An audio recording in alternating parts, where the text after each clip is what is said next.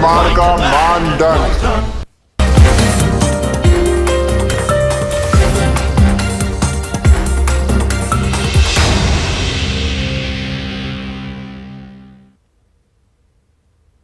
नमस्कार, अपना बिहार देख रहे हैं आप और मैं आपके साथ रंजना रावत। लंबे समय बाद 9वीं और 10वीं के स्कूल आज से स्कूल खुले हैं और पटना में स्कूलों में बच्चों का भव्य स्वागत किया गया।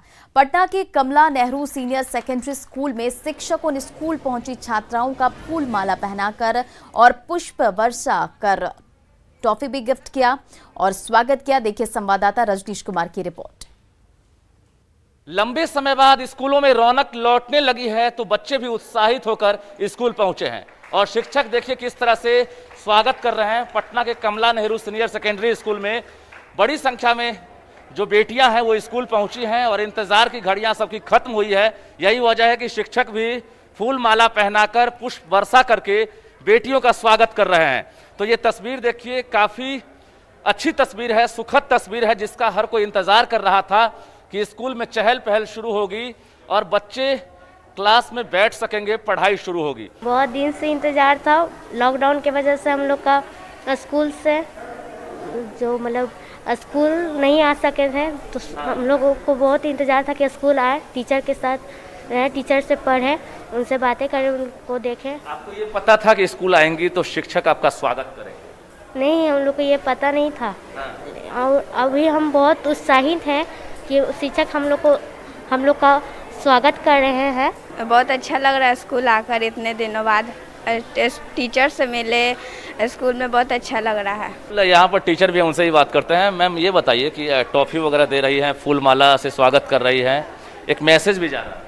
हाँ बिल्कुल, एक मैसेज जा रहा है। एक्चुअली बच्चों जो कोरोना के टाइम पीरियड में बच्चे इतने दिन रहे टीचर से भी, और हम लोग जो ऑनलाइन क्लासेस ले रहे थे उसमें हम लोग का इंटरेक्शन हो नहीं पा रहा था, लेकिन आज बच्चे जब आ रहे हैं तो हम लोग बहुत खुश हैं। इवन बच्चे भी खुश होंगे कि जो इंटरेक्शन वाला क्लास होगा वो प्रॉपरली अब चल पाएगा। बच्चे भी खुश हैं और हम भी खुश हैं कि बच्चों का क्लास हम लोग ऑफलाइन लेंगे, इसलिए हम लोग भी खुशी हैं। जो कोरोना प्रोटोकॉल है उसके अंतर्गत हम लोग सैनिटाइज़र का इस्तेमाल कर रहे हैं, जैसा आप देख रहे हैं, सोशल डिस्टेंसिंग मेंटेन कर रहे हैं।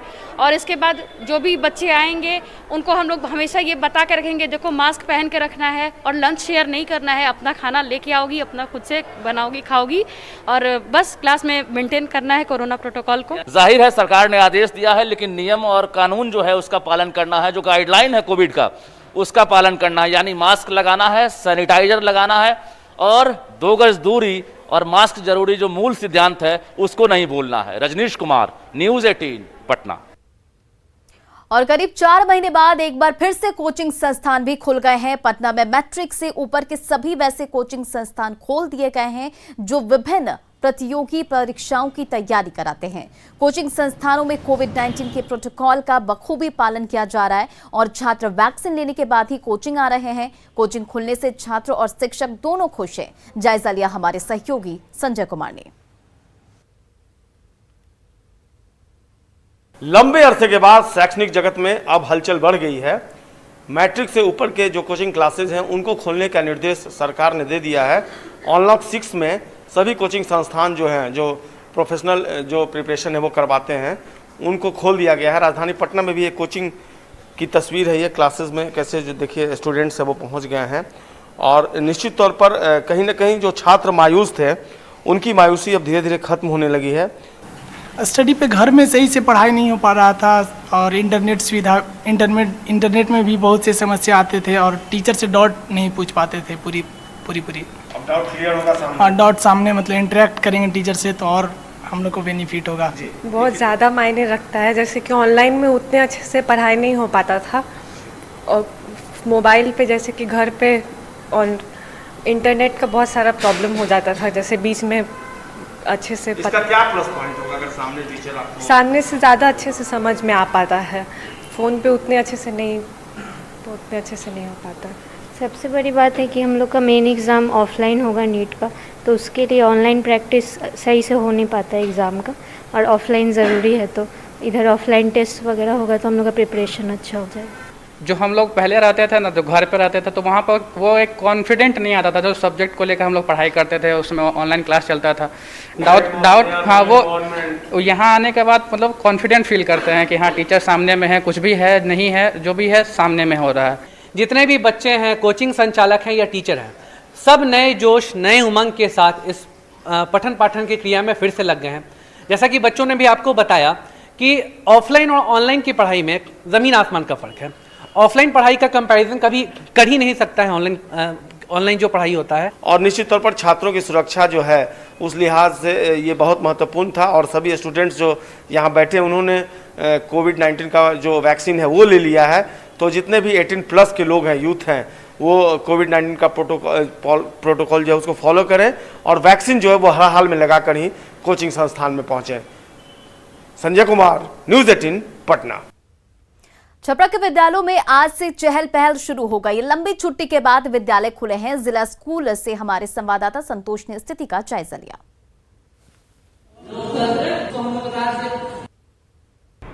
कोरोना काल में लंबे समय से बंदी के बाद छपरा के विद्यालयों में भी आज से रौनक शुरू हो गई है। 9वीं 10वीं की कक्षाएं शुरू हो गई। हम पहुंचे हैं उस विद्यालय में जहां से राजेंद्र बाबू यानी देश के प्रथम राष्ट्रपति ने अपनी प्रारंभिक पढ़ाई पूरी की थी और वहां के प्राचार्य हमारे साथ मौजूद है। आप देख सकते हैं कि ये स्कूल है, बच्चे बैठे हुए हैं, सोशल डिस्टेंसिंग का पालन कराया जा रहा है और बच्चों ने मास्क भी लगा रखा है। कुछ गाइडलाइन है जिसको पालन करते हुए कक्षाओं का संचालन करना है और हमारे साथ प्राचार्य मौजूद है। इनसे बात करते हैं किस तरह से ये कक्षाएं आज से शुरू हुई है। तो आपसे लंबे समय बाद ये कक्षाएं जो शुरू हुई है तो किस तरह से आप लोग यहाँ पे व्यवस्थाएं किए हैं? यहाँ पर मास्क उपलब्ध है विद्यालय में। जो बच्चे मास्क पहन कर नहीं आएंगे, मेरी तरफ देखा जाए। सबसे पहले तो हर वर्ग का व्हाट्सएप ऐप पर ग्रुप बना हुआ है।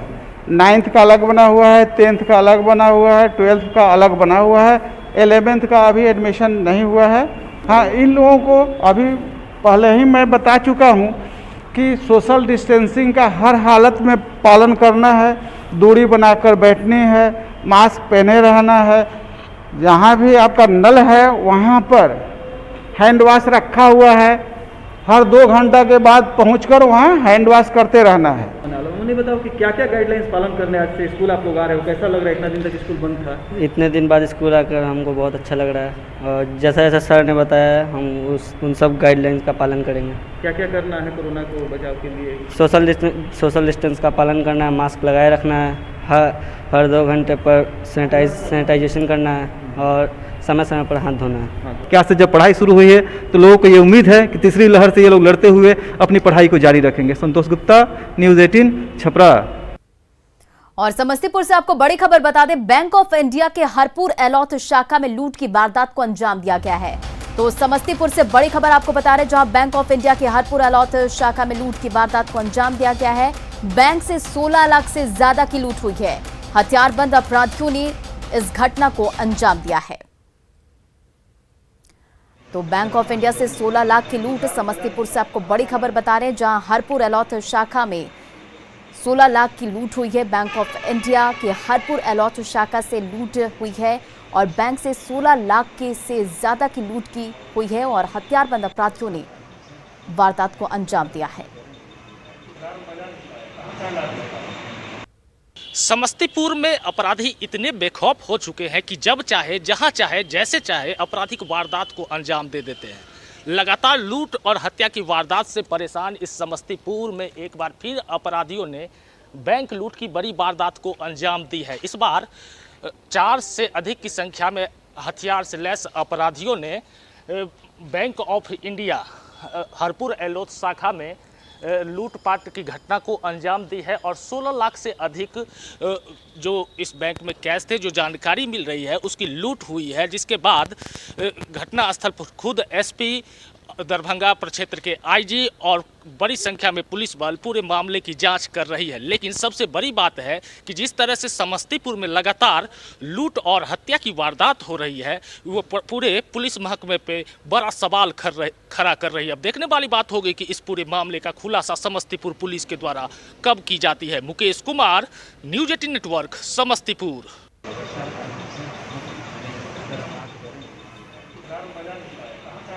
और समस्तीपुर पुलिस से सवाल है कुछ, जैसे कि दिन दहाड़े बैंक में लूट कैसे हुई, देखिए, इस वारदात के बाद कुछ सवाल उठ रहे हैं और ये सवाल ये है कि दिन दहाड़े बैंक में लूट कैसे हुई? लूट के वक्त पुलिस कहां थी? क्या बैंक में सुरक्षा के इंतजाम नहीं थे? हथियारबंद अपराधी बैंक में कैसे दाखिल हुए? बैंक में जांच की कोई व्यवस्था नहीं थी।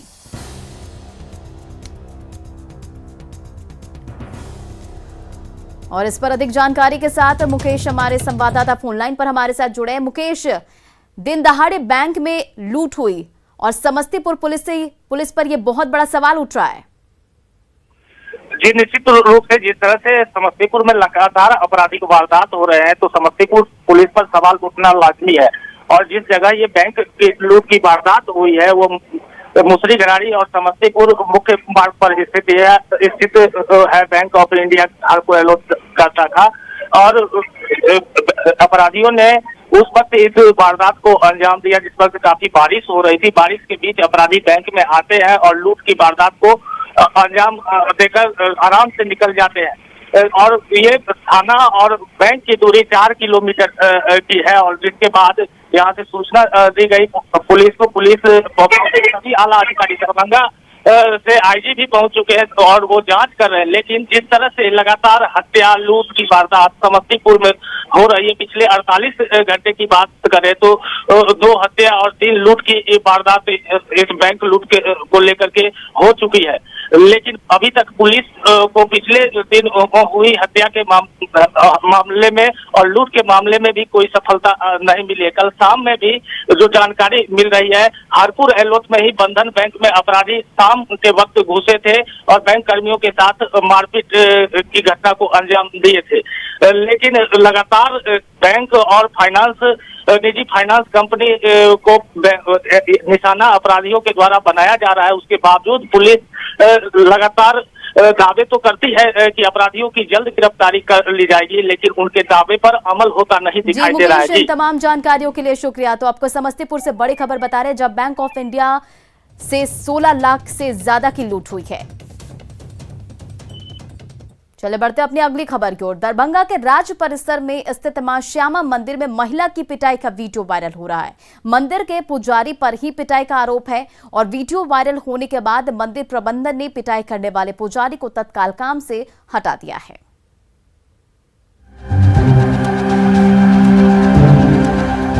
मां श्यामा मंदिर की दहलीज पर सरेआम तमाशा हो रहा है। सीढ़ियों पर खड़ी ये महिला देवी की पूजा करने पर अड़ी हुई थी, लेकिन कोविड गाइडलाइन के चलते मंदिर के दरवाजे बंद थे। जब महिला मंदिर की चौखट पर डटी रही तो पुजारी ने आपा खोया और महिला के बाल पकड़े और उस पर थप्पड़ पर थप्पड़ बरसाने लगे।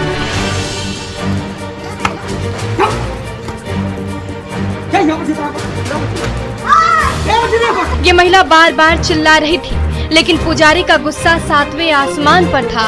उसने आप देखा न था, बाल मरोड़े और लगा महिला भक्त की धुनाई करने।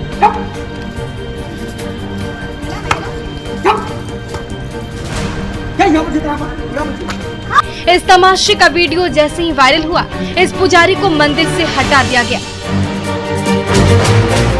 हम लोगों ने शोकॉज किया है, तत्काल कार्य से उनको हम लोग अलग कर दिए हैं। फिर कमेटी की बैठक होगी, सभी कमेटी के पदाधिकारियों मेंबर को हम लोग जानकारी दे रहे हैं और इसके बैठक करके जो उस पर निर्णय लिया जाएगा कि आगे की प्रक्रिया हम लोग क्या करेंगे। वायरल वीडियो को गौर से देखिए। मंदिर की सीढ़ियों पर खड़ी ये महिला भक्त मां के दर्शन करने की जिद पर अड़ी हुई है। वाद विवाद के दौरान जब पुजारी का पारा चढ़ा तो उसने सारी मर्यादा लांघ दी और सरेआम महिला भक्त के बाल खींचे, एक के बाद एक वार पर वार करने लगा। आग बबूला पुजारी की गिरफ्त से छूटने के लिए ये महिला छटपटा रही थी, लेकिन पुजारी ने उसे तभी छोड़ा जब उसका गुस्सा ठंडा पड़ा। तभी कुछ भक्त उस महिला को वहां से ले गए। पंडित जी अपना स्पष्टीकरण देंगे या आखिर किस तरह की नौबत आई जो इस तरह की यह प्रक्रिया। उसके बाद प्रबंध समिति की बैठक होगी, बैठक के द्वारा जो निर्णय लिया जाएगा उस निर्णय के आलोक में पंडित जी पर कार्रवाई होगी। तत्काल कार्य से हम लोगों ने उनको अलग कर दिया। मां श्यामा के दरबार में हर किसी की फरियाद सुनी जाती है, लेकिन देवी के दरबार में महिला भक्त से जिस तरह से इस पुजारी ने बदसलूकी की, उसकी तस्वीरें हर किसी को हैरान कर रही है। मां की पूजा करने वाले पुजारी की इस करतूत की हर तरफ कड़ी निंदा हो रही है। विपिन दास, न्यूज़ 18 दरभंगा। इधर मुजफ्फरपुर के हथौड़ी थाना इलाके में महिला के साथ छेड़खानी करने एक युवक को भारी पड़ गया। आरोपी युवक के खिलाफ गांव के पंचायत ने ही 50 चप्पल मारने की सजा सुना दी। पंचायत में ही फैसला होते ही महिला ने लोगों के बीच चप्पल निकालकर युवक की धुनाई कर दी। भरी पंचायत के ठीक सामने औंधे मुंह लेटे मनचले पर कभी चप्पल बरस रहे हैं तो कभी लात की मार पड़ रही है। गांव वालों के सामने गुस्से से तमतमाई महिला इस मनचले को लात और चप्पलों से ऐसा सबक सिखा रही है जो उसे ताउम्र याद रहेगा। महिला से मार खा रहा ये युवक गांव के ही एक जनप्रतिनिधि का बेटा है। आरोप है कि ये मनचला अपने 4 दोस्तों के साथ इस महिला के घर में घुस गया और छेड़खानी कर दी। पीड़िता की शिकायत पर विवाद सुलझाने के लिए गांव में पंचायत बैठी। अभी वाद विवाद चल ही रहा था कि गुस्से से आग बबूला महिला ने आप देखा ना ताव पांव से चप्पल उतारी और सबके सामने इस युवक के ऊपर उतार दिया आशिकी का भूत। भरी पंचायत के सामने मनचले की धुनाई का वीडियो किसी ने मोबाइल से उतार ली और सोशल मीडिया में पोस्ट कर दिया। फिर क्या था, लात और चप्पल खाते आशिक मियां देखते ही देखते हिट हो गए। बगहा में तबाही के सैलाब ने एक कुएं को मीनार बना दिया। ये कुआं कभी अपनी 100 फीट की गहराई के लिए चर्चा में था, लेकिन आज उसकी ऊंचाई हर किसी को हैरान कर रही है।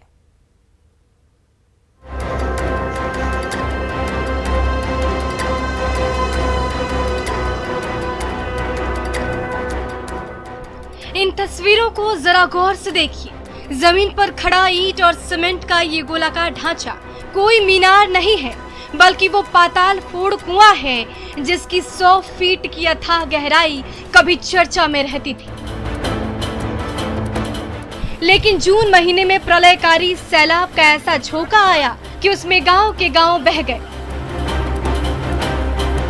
कई घरों का तो नामो निशान तक मिट गया। वहीं तूफानी धारा कुएं के आसपास की 15 फीट गहरी मिट्टी को अपने साथ बहा ले गई।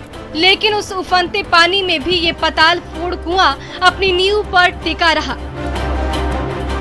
ईंट और सीमेंट का मजबूत जोड़ कुछ ऐसा था कि ये कुआं ना हिला और ना उसके टुकड़े टुकड़े हुए। जब तबाही का सैलाब लौटा तो चारों तरफ से मिट्टी गायब हो गई थी और ये गहरा कुआं जमीन पर खड़ा मीनार का रूप ले चुका था।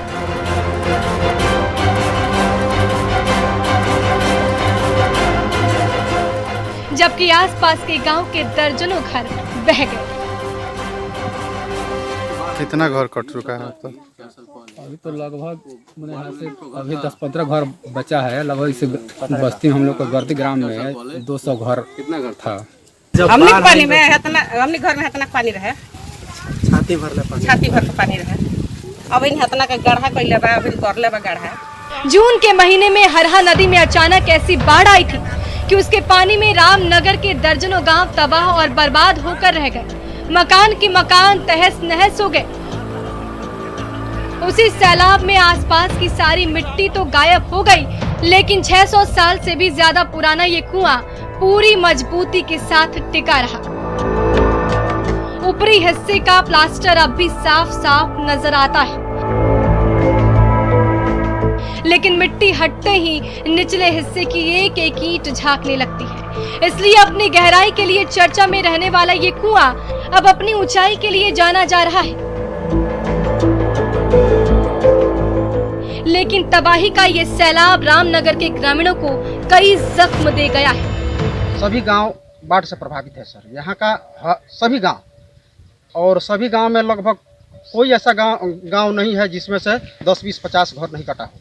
गर्दी गांव में 200 घर था, जो कि अभी 15 घर बचा है। बाकी सब घर तो कट लिया है नदी। हर साल 50, 60, 100 घर कटता ही रहता है नदी। ऊपर से नीचे देखिए या नीचे से ऊपर, अब भी है तो ये गहरा कुआं ही, लेकिन इसकी मजबूती और इसका बदला बदला सा ये रूप आज हर किसी की जुबान पर है।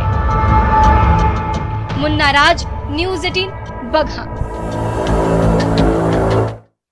में गंगा नदी का जलस्तर एक बार फिर बढ़ने लगा है। अभी पटना में गंगा नदी खतरे के निशान से 67 सेंटीमीटर ऊपर बह रही है। जिला प्रशासन बाढ़ की हर परिस्थिति से निपटने की तैयारी कर रही है। पटना में गंगा नदी के बढ़ते जलस्तर का जायजा लिया न्यूज 18 के संवाददाता संजय कुमार ने। राजधानी पटना में गंगा काफी उग्र हो गई है। वाटर लेवल में लगातार बढ़ोतरी हो रही है। कंपैरेटिवली अगर देखा जाए तो कल राजधानी पटना में गंगा इस गांधी घाट पर खतरे के निशान से 41 सेंटीमीटर ऊपर थी, लेकिन आज ठीक दूसरे दिन गंगा का वाटर लेवल जो है 67 सेंटीमीटर ऊपर हो गया खतरे के निशान से। निश्चित तौर पर कल इसी गांधी घाट पर यह तस्वीर नहीं थी जो आज देखने को मिल रही है। कल पाथवे पर पानी नहीं था, लेकिन आज वहाँ पाथवे पर ही पानी धीरे धीरे जो है वो बढ़ रहा है। यानी आज 27% जो खतरा का सेंटीमीटर जो है खतरा का निशान वो क्रॉस कर गई है ज़्यादा कल के कंपैरेटिवली। और निश्चित तौर पर जो जल आयोग है उसके जो कर्मचारी हैं वो बता रहे हैं कि भले ही राजधानी पटना में बारिश नहीं हुई हो, लेकिन कई दूसरी जगह पर जो बारिश हुई है और जो दूसरी नदियां हैं वो गंगा में मिलती हैं, तो ऐसे में गंगा का जो वाटर लेवल है उसमें बढ़ोतरी होना लाजमी है। फिलहाल गंगा ने किस तरीके से रूप अख्तियार किया है तस्वीरों में आप देख सकते हैं। लगातार जो करेंट है जो गंगा के पानी का वो लगातार बढ़ता जा रहा है और एक भयावह तस्वीर आज देखने को मिल रही है गांधी घाट पर। तो ऐसे में अब प्रशासन भी सतर्क है। अभी भी अगर गांधी घाट की बात कर लें तो जो सैंड बैग्स हैं काफ़ी संख्या में यहाँ रखे गए हैं। आप तस्वीरों में देखिए जो बालू से भरे बोरे हैं वो यहाँ रखे गए हैं और एहतियात के तौर पर प्रशासन अपनी ओर से पूरी तैयारी कर रहा है। कोई चूक नहीं हो रही है। जाहिर सी बात है जैसे ही यहाँ पर आपदा प्रबंधन के लोग भी तैनात किए गए हैं कि अगर किसी तरह की कोई बात होती है तो समय रहते निपटा जा सके, और लगातार चौकसी बरती जा रही है प्रशासन द्वारा।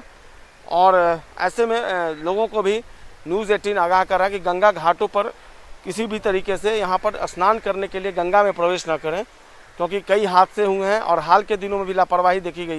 संजय कुमार, न्यूज़ 18 पटना। तो फिलहाल अपना बिहार में इतना ही। बने रहे न्यूज 18 बिहार झारखंड के साथ।